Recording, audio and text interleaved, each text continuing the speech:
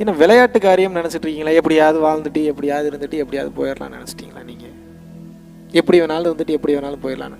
கடவுள் பேரை என்ன வேணாலும் வச்சுங்க. எனக்கு கடவுள் வந்து சிவன் தான் பெருசுன்னு நான் சொல்ல வரல, வள்ளலார் தான் பெருசு சொல்ல வரல, அல்லாஹ் தான் பெருசு சொல்ல வரல, கர்த்தர் தான் பெருசு சொல்ல வரல. நீங்கள் உங்களை மீறின சக்தி என்னவா வேணா பேர் வச்சுங்க. அல்லான்னு வச்சுக்கோங்க, கர்த்தர்னு வச்சுக்கோங்க, சிவபெருமான்னு வச்சுக்கோங்க, பெருமாள்னு வச்சுக்கோங்க, நீங்கள் என்ன வேணாலும் பேர் வச்சுக்கோங்க. இறைவன் அதை பார்க்கறது இல்லை. இறைவன் எதை தெரியுமா பார்க்குறாரு? உன்னை முன்னிறுத்தாதன்னு தான் பார்க்குறாரு. என்ன பார்க்குறாரு? உன்னை முன்னிறுத்தாத. இதை நீ உணராத வரைக்கும் உன்னை போட்டு சாவடிப்பங்கிறார் இந்த பூமியில. மீண்டும் மீண்டும் உன்னை பிறக்க வைப்பேன், மீண்டும் மீண்டும் கதற வைப்பேன், மீண்டும் மீண்டும் இந்த ஞானத்தை உனக்கு கொடுத்து உன்னை போட்டு வறுத்து எடுப்பேன். எந்த உண்மையை தெரிஞ்சுக்கிறதுக்காக? நீன்ற ஒன்னே இல்லை, இதை தெரிஞ்சுக்க. நீன்ற ஒண்ணு இருக்குன்னு தெரிஞ்சுக்கிற வரைக்கும் நீ வந்து இங்க கஷ்டப்பட்டுக்கிட்டே தான் இருப்ப. நான் அல்லது நீ எப்படி வேணாலும் வச்சுக்கோங்க. நான் சொல்லும் போது நீங்க, நீங்க சொல்லும் போது நான், அப்படி வச்சுக்கோங்க. நான் அப்படின்ற தன்மை உனக்குள் இருக்க வரைக்கும் அடி குண்டக்க மண்டக்க விழும். நான் சொல்லல, இறைவன் சொல்றார். எது நான், எது நான், எது நீங்க? 10 வயசுல இருந்த போட்டோவை எடுத்து பாருங்க, 20 வயசுல இருந்த போட்டோ எடுத்து பாருங்க, உங்க போட்டோ எடுத்து பாருங்க, 25 வயசுல இருந்த போட்டோ எடுத்து பாருங்க, 30 வயசுல இருக்கிற போட்டோ எடுத்து பாருங்க. எல்லாத்தையும் வச்சு பார்க்கணும். ஒவ்வொரு போட்டோவும் ஒவ்வொரு மாதிரி இருக்கு. அப்ப அதுல இருந்தவன் யாரு, இதுல இருக்கிறவன் யாரு, இதுல இருக்கிறவன் யாரு, இதுல இருக்கிறவன் யாரு, இப்ப இருக்கிறவன் யாரு? யாரு? 4 போட்டோ எடுத்துக்கிறீங்க. 15 வயசு ஒன்று, 25 வயசு ஒன்று, 35 வயசு ஒன்று, 45 வயசு ஒன்று, 4 போட்டோ எடுத்துக்கிறீங்க. இப்போ இருக்கக்கூடிய கரண்ட் போட்டோ ஒன்று. எல்லாத்தையும் எடுத்து வச்சு பாருங்க. ஒரே மாதிரி இருக்குமா? எது நீங்க அதுல? Who are you? 4மே கிடையாது.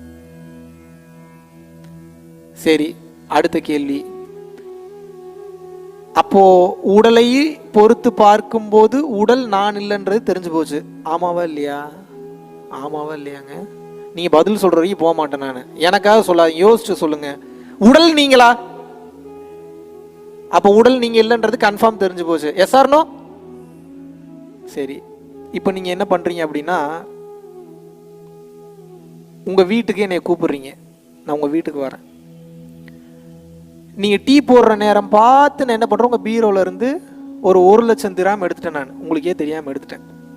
எடுத்துட்டு வேகமா வீட்டுக்கு கிளம்பி போயிட்டேன். என்ன வந்தாரு, கொஞ்ச நேரத்தில் கிளம்பி போயிட்டாரு, எங்கே போனாருன்னு தெரிலன்னு போய் நேராக பீரோ ஓப்பன் பண்ணி பார்க்குறீங்க, 1 லட்சம் திராம் காணோம். இப்போ உங்களுக்கு ஒரே குழப்பமா இருக்கு. என்ன வீட்டுக்கு கூப்பிட்டோம், வேக வேகமாக கிளம்பிட்டாரு, ஒரு ஆக்டிவிட்டியே சரியில்லை, பேசவும் இல்லை, 1 லட்சம் திராம் காணாம போச்சு. என் மேலே இருக்கிற மரியாதையில் நீங்கள் என்ன பண்ணுறீங்க? கேட்காம விட்டுறீங்க. ஆனால் என் மேலே உங்களுக்கு ஒரு நெருடல் இருந்துக்கிட்டே இருக்குமா இருக்காதா? இருக்குமா இருக்காதா? உண்மையை சொல்லுங்கள். அவ்வளோ நல்லவங்களாம் நீங்கள் கிடையாது. உண்மையை சொல்லுங்கள். இருக்குமா இருக்காதா? இருக்கும். ஒரு வருஷம் கழிச்சு உங்களுக்கு என்ன தெரிய வருது அப்படின்னா, அதுக்கப்புறம் என்கிட்ட நீங்கள் சரியாகவே பேசுறது இல்லை. 1 வருஷம் கழிச்சு உங்கள் ஃப்ரெண்ட்ஸ் ஒரு 2 பேர் பேசிக்கிறாங்க. இந்த மாதிரி ஒருத்தன் 1 வருஷத்துக்கு முன்னாடி வந்திருந்தான், அவன் பேர் மகாவிஷ்ணு. அவனுக்கு ஏதோ அர்ஜென்ட்டாக ஃபோன் கால் வருது, இம்மிடியேட்டான ஒர்க் இருக்குன்னு சொல்லி கிளம்பி போயிட்டான். அந்த நேரம் பார்த்து நான் உள்ளே போய் 1 லட்சம் திராம நான் திருடிட்டு வந்துட்டேன். வேறு 2 ஃப்ரெண்ட்ஸில் ஒரு ஃப்ரெண்டு பேசிக்கிறான். இப்போ அதை நீங்கள் கேட்டீங்க. இப்போ எப்படி இருக்கும்? இப்போ என்ன நினச்சி பார்த்தா உங்களுக்கு எப்படி இருக்கும்? சே, எவ்வளோ பெரிய நல்ல மனுஷனை இத்தனை வருஷமா, 1 வருஷமா தப்பாக நினச்சி அவர்கிட்ட பேசாம விட்டமே அப்படின்னு வந்து சொல்கிறீங்க. இப்போ எப்படி இருக்கும் உங்கள் மனசு? எப்படி இருக்கும்? இப்போ 1 வருஷத்துக்கு முன்னாடி இருந்த மானங்கட்ட மைண்ட் என்னாச்சு? இப்போ இருக்கக்கூடிய மைண்டு என்னாச்சு? மாறிடுச்சு. அப்புறம் நீங்கள் எனக்கு கூப்பிட்டு என்ன பேசுறீங்க? மகாவிஷ்ணு சாரி, இந்த மாதிரி உங்களை தப்பாக நினச்சிட்டேன், நீங்கள் வந்து இந்த பீரோ காணாமல் போனதால் நீங்கள் தான் எடுத்துகிட்டு போயிட்டீங்க போல் அப்படின்னு வந்து நான் நினச்சிட்டேங்க, நான் மன்னிச்சிருங்க, மறுபடியும் நீங்கள் வீட்டுக்கு வாங்கன்னு கூப்பிடுறீங்க. சரிங்க, நான் மறுபடியும் வீட்டுக்கு வரேன்னு சொல்லிட்டு கட் பண்ணிட்டு, கட் பண்ணால் இந்த பக்கம் ஷார்ட் திரும்புது. பார்த்தா அந்த 2 பேரை செட்டப் பண்ணி பேச வச்சதே நான் தான். இப்போ எப்படி இருக்கும்? என்ன மைண்டு உங்களது? வீணா போன மைண்டு, விளங்காத மைண்டு, மாறிக்கிட்டே இருக்குது. ஏதோ ஒரு பக்கம் நில்லுங்க. ஒன்று என்னை அக்யூஸ் பண்ணி என்னை கெட்டவனாக்குங்க, இல்லை நல்லவனாக்குங்க. இப்போ ஏன் என்னை கெட்டவனாக்கி நல்லவனாக்கி மறுபடியும் ஏன் கெட்டவனாக்குறீங்க? ஏங்க கெட்டவனாக்குறீங்க? உங்களுக்கு இதில் என்ன புரியுது? இது ஒரு மானம் கெட்டது மைண்ட். இது மாறிக்கிட்டே இருக்கும். பார்க்குற விஷுவலுக்கு தகுந்த மாதிரி உங்களது மனம் என்பது மாறிக்கொண்டே இருக்கும். இப்போ ஓகே, இப்போ 1 லட்சம் திராம எடுத்துட்டேன்றது தெரிஞ்சு போச்சு உங்களுக்கு. இப்போ மறுபடியும் கோபம் வருது, உங்களுக்கு உட்கார வச்சு விளக்கம் கொடுக்குறேன். அந்த 1,00,000 திராம எடுத்ததில் உங்களோட மிகப்பெரிய கர்மாவை நான் கழிச்சிருக்கேன், உண்மையாகவே கழிச்சிருக்கேன், மேஜிக்கலாக உங்களுக்கு ப்ரூவ் பண்ணுறது நான். இப்போ எப்படி இருக்கு உங்கள் மைண்டு? என்னங்க என்னங்க மைண்டு இது? ஏங்க இப்படி மாறிக்கிட்டே இருக்கிறீங்க நீங்கள்? ஏன் மாறுது? அப்போ மைண்டு நீங்களா? எவ்வளோ விளங்காதது பாருங்க, அது மாறிக்கிட்டே இருக்கு, கண்டினியூஸாக மாறிக்கிட்டே இருக்கு. பார்க்கக்கூடிய காட்சிகளுக்கு தகுந்தாற் போல உங்களது மனம் என்பது மாறிக்கொண்டே இருக்கிறது. அப்ப மனம் நீங்களா? காலையில் ஒன்று பேசுது, மத்தியானம் ஒன்று பேசுது, சாயந்தரம் ஒன்று பேசுது, நைட் ஒன்று பேசுது. இந்த மனம் மாறி மாறி பேசிக்கொண்டே இருக்கிறது. Yes or no? இந்த மனம் என்பது நிலையானது கிடையாது. ஒரு நாளைக்கு சயின்ஸ் இதை கிளியரா ப்ரூவ் பண்ணுது. 60,000 72,000 தாட்ஸ் வருதான். எத்தனை thoughts? 60,000 60,000 to 72,000 thoughts per day. அடுத்த நாள் வேற வரும், அடுத்த நாள் வேற வரும், அடுத்த நாள் வேற வரும். தூக்கம்ன்ற ஒன்றை இறைவன் கொடுக்கலன்னா இன்னும் நீங்கள் யோசிச்சுக்கிட்டே இருப்பீங்க. நல்ல வேலை தூக்கம்ன்ற ஒன்றை கண்டுபிடிச்சி கொடுத்தான், அதனால தூங்குறீங்களா, நிம்மதியாக தூக்கமும் வந்து தொலையாது. இப்போ என் கேள்வி என்னன்னா, நிலையானது தான் சத்தியமானது. S or no? தோன்றி தோன்றி மறைவது நிலையானதா? அப்ப எண்ணங்கள் தோன்றி தோன்றி மறையுது. S or no? அப்ப மனம் நீங்களா? உண்மையான நீங்களா? அது உடலும் நீங்க கிடையாது, மனமும் நீங்க கிடையாது. அப்ப ஆன்மா நீங்களா? இந்த மொத்த உடலை இயக்குதுல ஆன்மா. செத்து போயிட்டீங்கன்னா போயிருதுங்க, வெளியே போயிடுது, உயிர் போயிடுச்சுன்றாங்க. அப்படி தானே சொல்றாங்க. என்ன சொல்றாங்க? உயிர் போயிருச்சு அப்படின்றாங்க. அப்படின்னா என்ன அர்த்தம்? உள்ள இருந்தது வெளியே போயிருச்சான், அவ்வளவுதான். உயிர் அழிஞ்சிருச்சுன்னு சொல்லல. உயிர் என்ன சொல்றாங்க? போயிருச்சு. உயிர் என்ன ஆயிடுச்சா? போயிடுச்சு. எங்க போயிருச்சு? எங்கேயோ போயிருக்குது, சுத்திட்டு இருக்குது, உங்க கண்ணுக்கு தெரியல, அவ்வளவுதான். இப்ப என்னுடைய கேள்வி என்னன்னா, அந்த உயிர் நீங்களா? உயிர் நீங்கள் எப்படி உயிர் நீங்கள் ஆவீங்க? அது வேற ஏதோ ஒரு மெட்டீரியல், வேற ஏதோ ஒரு ஆளோடது, வேற எங்க இருந்தோ வந்திருக்கு, இறைவனோடதோ, அது பேர் எப்படி வேணாலும் வச்சுக்கோங்க. இப்போ உங்களை குழப்ப விரும்பல. உடல் நீங்க இல்லை, மனம் நீங்க இல்லை, எண்ணங்கள் நீங்க இல்லை, தாட்ஸ் வர்றது மாறிக்கிட்டே இருக்கு, திங்கிங் மாறிக்கிட்டே இருக்கு, எதுவும் நீங்க இல்லை, ஆன்மாவும் நீங்க இல்லை. இதுல எது நீங்க?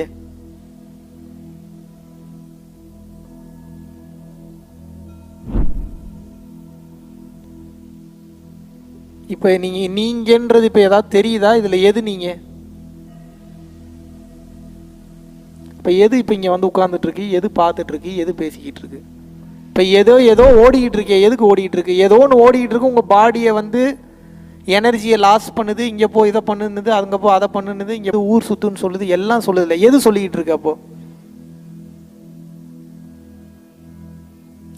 அப்ப எதுதாங்க நீங்க? இப்ப இவ்வளவு நாள் இதே தெரியாம சுத்திட்டு இருக்கமேங்க, நம்ம வாழ்ந்து என்னங்க பிரயோஜனம்? நம்ம எதுதான்? நம்ம ஆன்மாவும் நம்ம கிடையாது, அது வேற எவனோடதோ, அது இறைவனுடைய பொருள். அது எப்படி நீங்களாவீங்க?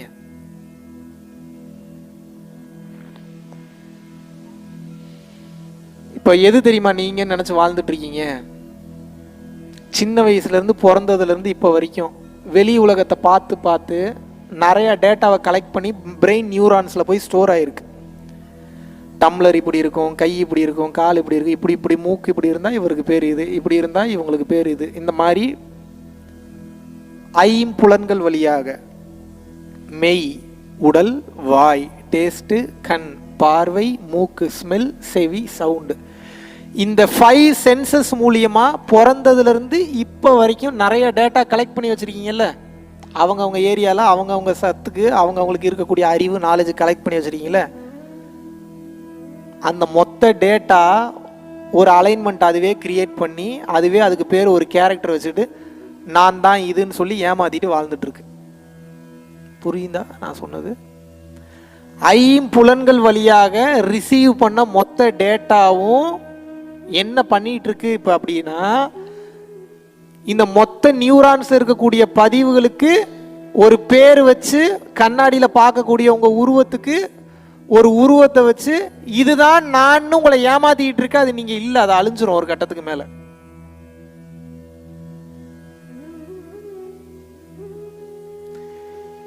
இப்போ உங்க வேலை என்ன அப்படின்னா, இது எதுவுமே நான் இல்லைன்னு சொல்லி டோட்டலாக அமைதிக்கு போய் ஜீரோ போயிடணும். போகலை அப்படின்னா இந்த ஆசை நிற்காமல் பயணம் பண்ணிக்கிட்டே இருக்கும். மறுபடியும் அடுத்த பிறவி எடுத்துக்கிட்டே இருப்பீங்க. எது அடுத்த பிறவி எடுக்குதுன்னா நல்லா புரிஞ்சுங்க. ஆன்மா அடுத்த பிறவி எடுக்கிறது இல்லை.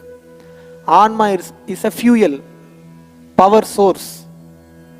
உங்களுக்கு என்ன ஆசை இருக்கோ அதுக்கு தகுந்த எனர்ஜி உங்களுக்கு கொடுத்து சப்போர்ட் பண்ண, அவ்வளோதான் ஆன்மாவோட வேலை. வேற ஒரு வேலையும் கிடையாது அதுக்கு. எது அடுத்த பிறவி எடுக்க வைக்குதுன்னா உங்களது அறியாமை, உங்களது இக்னோரன்ஸ், உங்கள் திமிருத்தனம், உங்கள் ஈகோ தான் அடுத்த பிறவி எடுக்க வைக்குது. உடலை விட்டு உயிர் வெளியேறும் போது உங்களுடைய ஆன்மா பியூரா கிளென்ஸாக இருந்ததுன்னா முக்திக்கு போயிடும். பிறப்பு இறப்பற்ற நிலை அது ஒரு டைமென்ஷனில் இருக்குது. அந்த டைமென்ஷனுக்கு உங்கள் ஆன்மா என்ட்ராயிரும். உங்கள் ஆன்மா ஆசைகளோடு அழுக்கு படிந்து இருக்கு அப்படின்னா ஆன்மாவை சுற்றி மனம் இருக்கும். மனம் பக்குவப்படாததன் காரணமாக இந்த மனமும் ஆன்மாவும் ஒன்னா சேர்ந்துருக்கும்.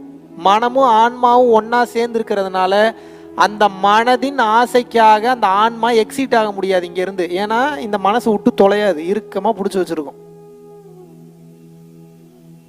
புரிஞ்சுக்க முடியுதா? இந்த மனம் ஆன்மாவை இறுக்கமா பிடிச்சி வச்சிருக்கிறதுனால அந்த ஆன்மா விடுதலை அடையாது. இதனால இந்த மனம் என்ன பண்ணுன்னா ஆன்மாவை இறுக்கமா பிடிச்சிட்டு விடாது. இப்போ என்ன பண்ணுன்னா, என்னடா உனக்கு பிரச்சனை, ஏன்டா என்னைய பிடிச்சி வச்சிருக்க, எனக்கு இன்னும் இதை அனுபவிக்க வேண்டியது இருக்குது, நான் இன்னும் அங்கே போகணும், அமெரிக்கா போகணும், ஜப்பான் போகணும், இதை செய்யணும், அதை செய்யணும், இதை சாப்பிடணும், அதை சாப்பிடணும். என்ன பண்ணுது? மனம் ஆசைப்பட்டு ஏங்கிட்டு இருக்கு. சரி போய் தொலை வரேன்னு மறுபடியும் வரும் ஆன்மா. கால்குலேஷன் புரியுதா? புரிஞ்சுக்க முடியுதா? உண்மையான ஸ்பிரிச்சுவாலிட்டிக்கு மதமே கிடையாது. இதுக்கு எதுக்கு மதம்? நீங்கள் இஸ்லாத்தில் பிறந்தீங்கனாலும் இதுதான் கணக்கு, கிறிஸ்டியானிட்டியில் பிறந்தீங்கனாலும் இதுதான் கணக்கு, இந்து மதத்தில் பிறந்தீங்கனாலும் இதுதான் கணக்கு, புத்திசமில் பிறந்தீங்கனாலும் இதுதான் கணக்கு, டாவோயிசமில் பிறந்தீங்கனாலும் இதுதான் கணக்கு, இந்த பூமியில் எங்கே பிறந்தீங்கனாலும் இதுதான் கணக்கு. அப்புறம் இந்த மதங்கள்லாம் எதுக்கு படைக்கப்பட்டது? அந்தந்த மதத்தில் கொஞ்சம் ஈஸியாக இருக்கும், ரூட் ஈஸியாக இருக்குன்றக்காக போகிறதுக்காக போட்டு கொடுத்துருக்காங்க. இப்போ சதுரகிரி மலை போகணுன்னா ஒரு 4 பாதை இருக்கா இல்லையா? இந்த பாதையில் போனால் ஒரு அரை மணி நேரத்தில் போயிடலாம், இந்த பாதையில் போனால் ஒரு 1 மணி நேரத்தில் போயிடலாம், அந்த பாதையில் போனால் 3 நாள் ஆகும். ஆனால் லொக்கேஷன் எல்லாம் சூப்பராக இருக்குன்னு இருக்கா இல்லையா? ஒரு மலை ஏறுறதுக்கு ஒரு 4 பாதை இருக்குல்ல. அது மாதிரி இறைவனை அடைவதற்கு 4-5 பாதை இருக்குது. Christianity, Islam, Buddhism, Taoism, Zen, Hindu மதம், இந்த மாதிரி நிறையா இருக்குது. அவ்வளோதான். எந்த மதமும் குறைவானதும் இல்லை, எந்த மதமும் உயர்ந்ததும் இல்லை. மதங்களை கடந்து பார்க்கக்கூடிய பக்குவம் கிடைக்கவில்லை என்றால் நீங்கள் உண்மையை பார்க்கவே முடியாது. என் மதம் தான் பெருசுன்னு சொல்ற எவனும் உண்மையை பார்க்க முடியாது. எழுதி வச்சுக்கோங்க.